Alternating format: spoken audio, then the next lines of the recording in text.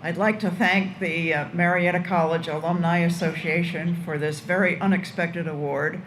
And it's wonderful to be back here on the campus I love so much. And I also would like to thank the President Rude for his telephone call. And I'll tell you a little bit about that telephone call. I had been out shopping, this was one day in May, and I came home and my message light was flashing. And so I pushed the button and it said, "This is President Rude. I have some exciting news for you. Please give me a call back."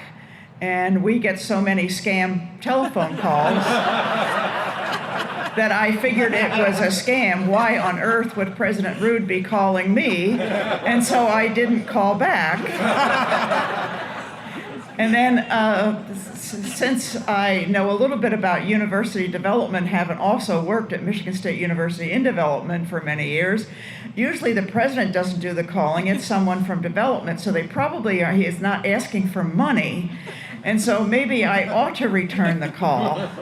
And so when I did return the call, he told me that of this award, which I promptly was quite silent and unbelievable.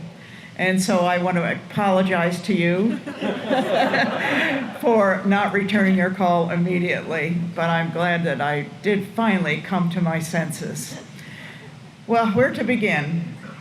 And it was 64 years ago in September that my father and mother packed up a very large trunk, and we traveled from Connecticut, and it was a large trunk because I wouldn't be coming home until summer break. I would be coming home only Christmas and in the summer because Connecticut in the 1950s was a long way away. And so I would to thank my parents. They said, yes, I could go west. And so I came to this wonderful school. And when I entered, of course, you take Biology 101 because I had already been interested in the natural world. That was my bent. And I signed up for Biology 101 with Prof. Eggleston, and the first semester was botany. Well, I was absolutely mesmerized. Prof. Eggleston just had such joy and passion about his field. I had never experienced anything like this anywhere from anyone. He had just such a passion for the study that he was doing. And so I thought, gee whiz, you can really study the natural world. You actually might get a job in that. It was life-changing. So after 6 weeks in botany, I was signed, sealed, and delivered and have never deviated. So then I took a class in geology, which was my minor, and I had Warren Steele. Well, first I had Whipple, which was a wonderful professor, and then I had Warren Steele, and we were known as Stainless Steel and the Tempered Crew. And he was a marvelous, marvelous professor. And I can remember his admonition about science: always ask questions. In geology, we have plenty of time, so ask questions. Always ask questions. And so that was another thing that I learned. Then I had chemistry from Herschel Gross, who was absolutely a marvelous chemistry professor. Not my favorite topic because I was really more interested in the natural world. But he always said, first you experiment and you learn the facts. Then you experiment again and you learn more facts. And finally you learn the truth. In those days, there was no such thing as alternative facts. Excuse me for being political. But anyway, he was an absolutely marvelous, marvelous professor here. And then, last but not least, was my Russell Lee Walp, my botany professor. And I spent most of my then 4 years in Bisco Lab, the little greenhouse behind the president's house. And that was a wonderful, wonderful lab. And I remember coming in on cold, snowy days, and the greenhouse would be warm, and he always planted stock in there, so it always smelled so good. And I thought, what a life, what a wonderful life to study plants.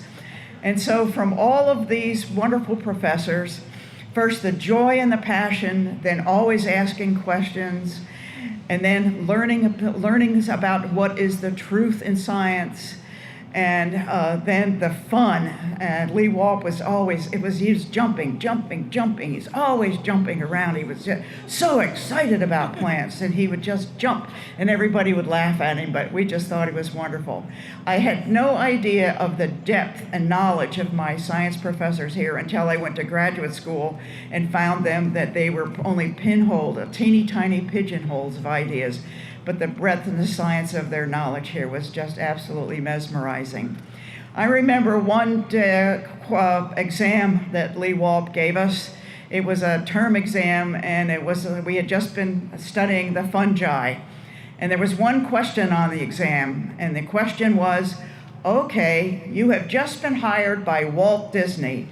Now, you're required to write the script on fungi. Okay, go ahead. Okay, so you then write the script about fungi. Okay.